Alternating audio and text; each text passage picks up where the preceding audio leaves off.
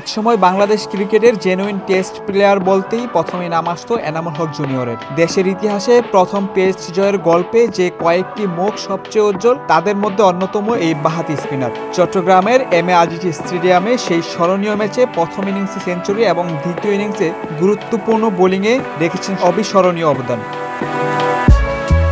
সাম্প্রতিক এক সাক্ষাৎকারে বিশ্বসেরা অলরাউন্ডার সাকিব আল হাসান নিজের বোলিং দক্ষতার পেছনে এনামুল হক জুনিয়রের অবদানকে স্মরণ করেন। সাকিব বলেন, এনামুল জুনিয়রই সেই মানুষ যার কাছ থেকে আমি আর্ম বল শিখেছি। এই বক্তব্যের পর আবারও আলোচনায় উঠে আসেন সেই টেস্ট তারকা।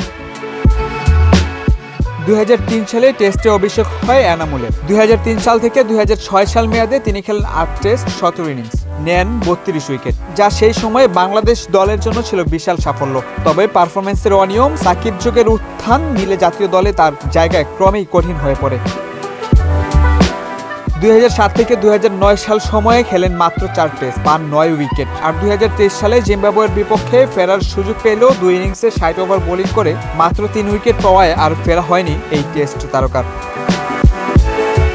এনামুল হক জুনিয়রই বাংলাদেশের প্রথম ক্রিকেটার যিনি টেস্ট ম্যাচে 10 উইকেট নিয়ে ইতিহাস গড়েন। শুধু তাই নয়, তিনি ওয়াসিম আকরামকেও পেছনে ফেলে সর্বকনিষ্ঠ বোলার হিসেবে টেস্টে 10 উইকেট নেওয়ার রেকর্ড গড়েছিলেন। ওয়ানডেতে সুযোগ কম পেলেও মাত্র 10 ম্যাচে নিয়েছিলেন 14 উইকেট।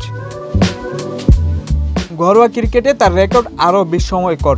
ক্যারিয়ারে 370 উইকেট, আর তিনি প্রথম বোলার যিনি বাংলাদেশের ঘরোয়া ক্রিকেটে 300 উইকেটের মাইলফলক স্পর্শ করেন। যত বড়ই হোক প্রতিদ্বন্দ্বিতা, এনামুল এখনও ঘরোয়া মঞ্চে অভিজ্ঞতা ও দক্ষতায় অনন্য।